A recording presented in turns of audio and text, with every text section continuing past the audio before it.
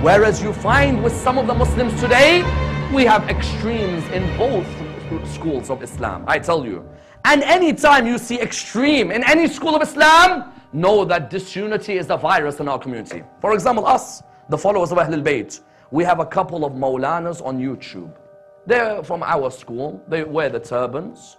One wears a white turban, the other wears a black turban. You find them on YouTube attacking the companions of Rasulullah publicly, cursing with the filthiest language. And the problem is, when a person looks at this on YouTube, he doesn't know the difference between who's really a scholar and who's not. You look and all you see is someone who looks like a Maulana or a teacher or a scholar of the school of Ahlul Bayt, giving the filthiest language, with the filthiest rhetoric. Sayyid Ali Khamenei spoke out against them. Sayyid Ali Sistani spoke out against them. Did they listen? No. They come back and reply, if our marja speaks out, we will stop. But considering our marja and Qom hasn't spoken out, we'll continue with this filthy language. I tell you, is this what the school of Ahlul Bayt wanted? This is what the school of Ahlul Bayt wanted? That we have people who come and sit on the minbar to attack the companions of Rasulullah? If you have an issue with the companions of Rasulullah, bring your proof. Say that I have issue X, issue Y, issue Z. Have respect for the feelings of your fellow Muslim. Unity does not mean I compromise my belief. Unity means I am tolerant of the beliefs of others. And the problem in our communities is when there's Maulanas who sit on this minbar and their lectures are available, and you find that instead of people speaking out against them, but you know, he's a Maulana and I can't really say anything. The moment you see a Maulana sit on the minbar of Al Muhammad who's causing disunity between the Muslims, pull him off. Pull him off. Don't let a person like this stay. Do you know how many lives we lost in Pakistan because of Maulanas who would come and speak filthily about others, and people innocently got killed? The best doctors of the community got killed. The best intellectuals got killed. Why? Because that person doesn't think of the Muslim Ummah. He thinks of himself. Am I entertaining my crowd? Are they showing me entertainment back? Then yes, then I'll continue. Think about those brothers in Saudi Arabia who don't know how to get home because of your lecture. Think of those brothers in Pakistan who get beheaded because of your lecture.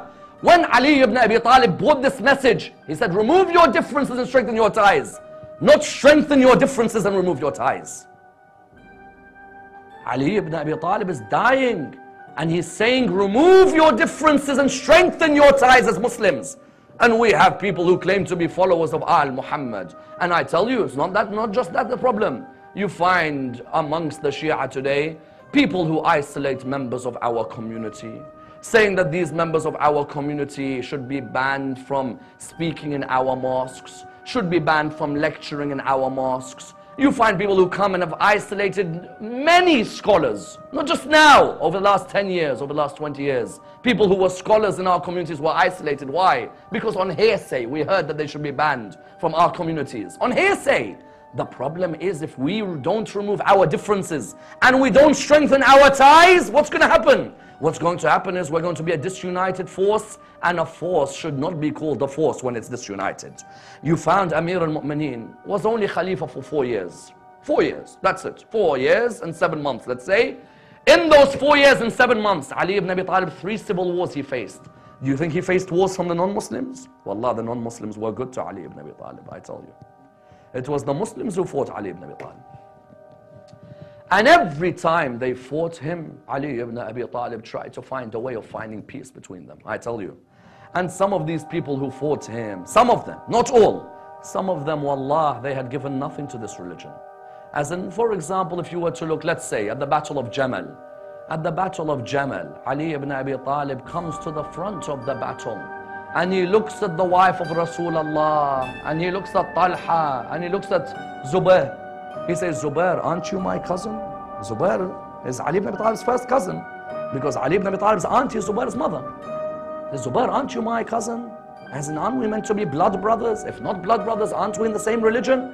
What are you doing raising a sword like this? Don't you remember when Rasulullah said, there'll be a day when you raise your sword? You find that Zubair realized this. He turned around to run away and someone shot him with an arrow. When he told Talha, he said, Talha, aren't you my brother in Islam? You've come here to fight? He says, you're the killer of Uthman. We have to kill you as well. Ali ibn Abi Talib is the killer of Uthman. Ali ibn Abi Talib said Hassan and Hussein to protect Uthman. Yet you find when the envy is there, what can you do? He tells Aisha, O wife of Rasulullah, didn't the Prophet say to you to stay in your houses? Aren't you meant to be the wife of the Prophet? Aren't you meant to set an example? You've come here to lead an army with this many men? She said, you're the killer of Uthman and we will kill you today. And you know how much respect he showed her? Wallah, in the battle and outside of the battle. This man was a man of nobility. The human being didn't understand Ali ibn Abi Talib.